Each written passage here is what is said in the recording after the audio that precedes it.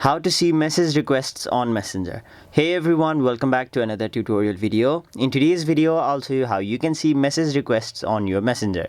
So to do that, first of all, open the Messenger app on your mobile device and then make sure you are logged into your account. Now once you're logged in, your homepage will look somewhat like this, where you'll have to simply tap on the three horizontal lines on the top left corner of your screen. After that, a bunch of various options will appear where you can see the option message request. Simply tap on it.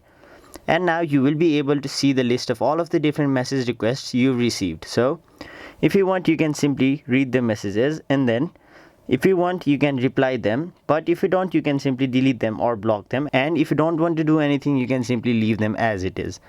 So that was basically how you see message requests on Messenger. That was it for this video. Hope this video was helpful to you guys, and if it was, make sure you like this video and subscribe to our channel so that you don't miss out on further videos such as these.